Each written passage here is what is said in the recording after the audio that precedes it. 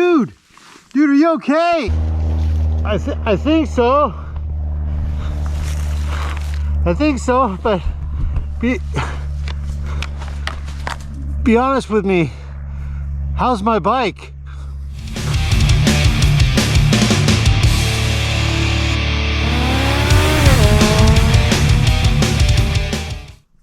Well, greetings from the zombie bus. And we're going to start off by talking about something that was actually suggested to me by a friend. And it's that I'm going to give what's called my counterintuitive conversation. And everything to do with motorcycling is counterintuitive.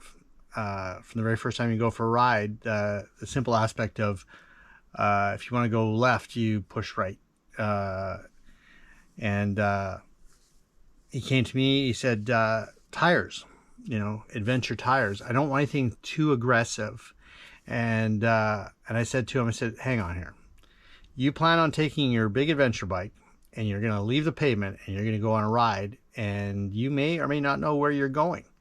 And you may or may not know what that's going to look like or what's going to happen. I go, you kind of need the most aggressive tire you possibly can when you're going to do all that kind of stuff. Because you can't, you say you're riding along and you see a cool trail and you start heading down that trail and it goes down and down and down, and then it starts raining, and then you realize the trail doesn't go anywhere, and now you got to turn and go back up, and it's getting snotty, and you're going, and the tires you brought with you they're not gonna work. So counterintuitive is like, lots of new riders come to me and they go, I'm a new rider. I don't need the best, stickiest tires. And I kind of go, actually, you do need the best, stickiest tires, because you have no idea where the edge of traction exists. So if you ride on just Joe average tire, you're going to ride right past the traction equation and you're going to fall off your motorcycle. So that's why I say it's counterintuitive. You can always, on the street with an adventure bike, you can always dial it back and endure the knobbliness. Now, it doesn't apply to everybody. If you know exactly where you're going to go riding and you know exactly what you're going to be doing, you can use the correct and appropriate tire for that job. But for new adventure riders, like some of my best, closest friends who are riding at the highest level, they're changing their tires out long before you would expect them to. Because they need the tire to give them exactly what they need, not kind of, sort of. And so they need the knobby to be fresh for that race. They need to be on the track if they're racing it at the highest levels on the racetrack. My buddy Oliver, it's like the tire gets used for qualifier, a practice, and a race, and then it's gone. And people go, it looks brand new. Well, yes and no. The best part of that tire, the best 5% of that tire is now gone. And so everything after that is not 100%. And you need it to be at 100%. Now, I'm not saying that we're all rich enough that we can do this kind of stuff, but when you come to me and you don't have any experience and stuff, and I say, no, you don't want to go out on Joe average tire, you need the best. It's because the tire can help you. It can help you stay out of trouble. It can get you through the obstacles, stuff like that. All right, so that's it. Counterintuitive talk. Give it some thought. It's kind of weird, but it is what it is. The intro, simply a dramatic recreation.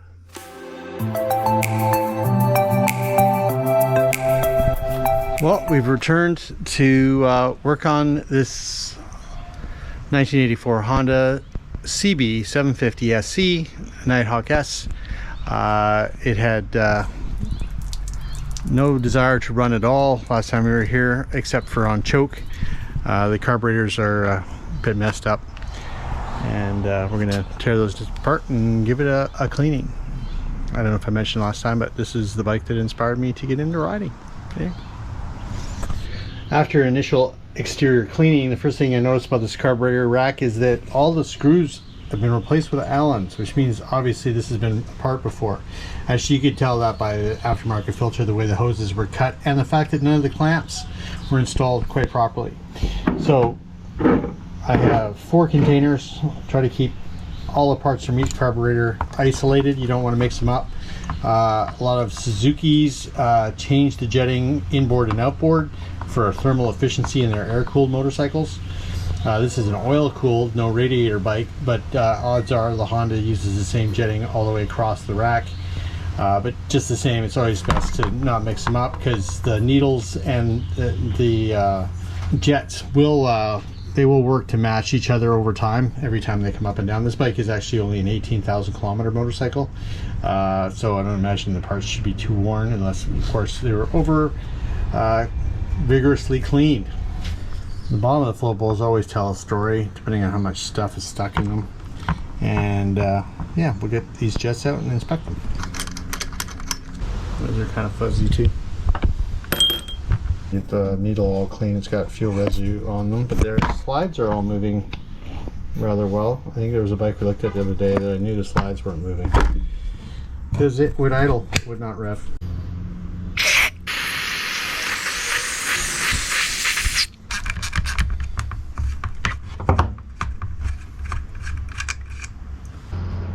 See all the rust? It's been making its way into the carburetor intake manifolds.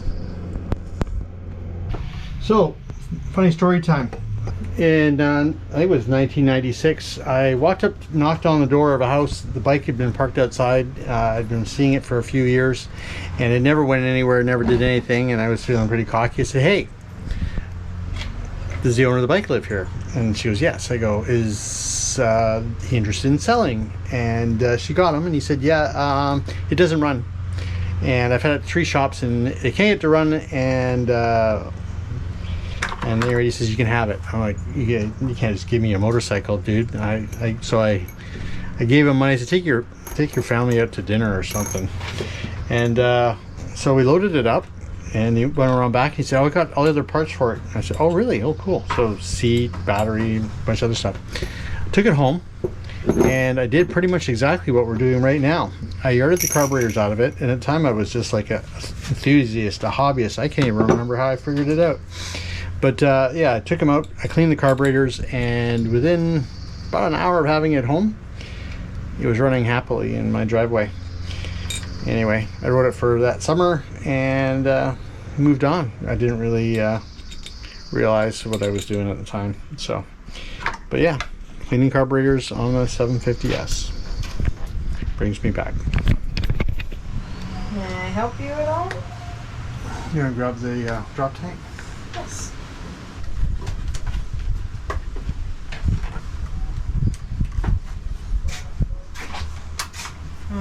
Does this go somewhere?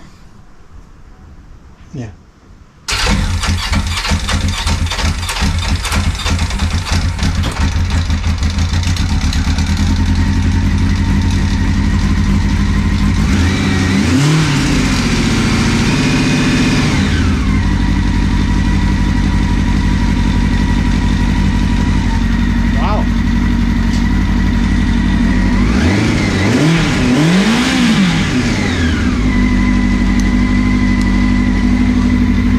Better than last time. It wouldn't rev at all.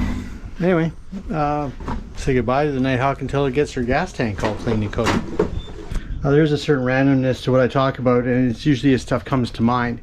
We're getting super busy on the truck, and we're probably gonna have to start dialing down what we do to specialize in what we do best, and that's tires. But I have done a couple carb jobs in the last couple days, as fun as those are, and it leads me to think about how can we avoid this problem.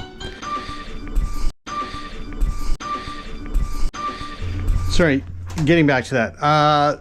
How do we avoid this? I mean, even actually, I think I've got this happening in my future.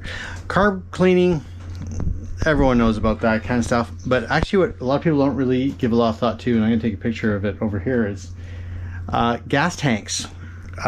Super easy, super important thing to do is if your bike is going to be stored for any period of time, leave it with a very full tank of gas, because anywhere there's air in the gas tank, it can condense out moisture and lead to rust.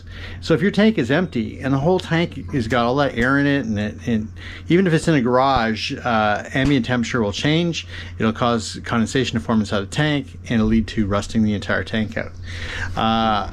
Which is a real shame, because that's really hard to deal with, and it's a real nuisance. And there are fewer and fewer people who do a really good job of cleaning tanks. The guys that we use here in Victoria, they're booking and not even talking to anyone until September. So lo and behold, you don't want to discover you've got a really rusty tank, and I think I probably might have one in my future.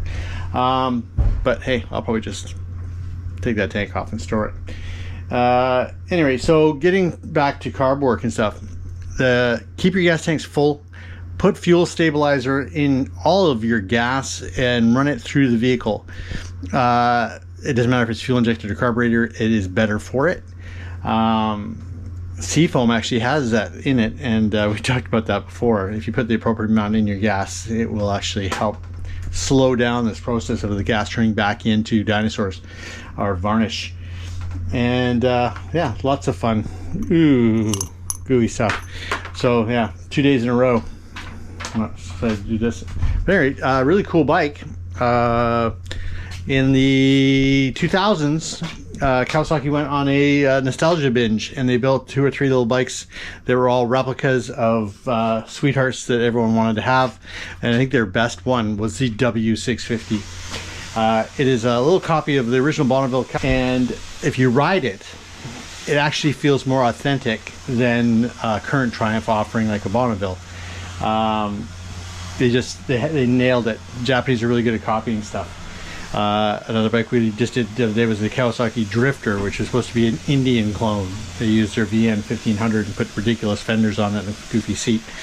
Not quite as good. Still a nice riding motorcycle, but imagine that. Modern electrics, good carburetors, and the sound that comes out of this bike, hopefully you'll hear it when I get it running, is absolutely awesome. As you trundle along, I used to love going for a ride on these things down West Sanish Road and just enjoy a nice leisurely pace and just listen to this little engine sing.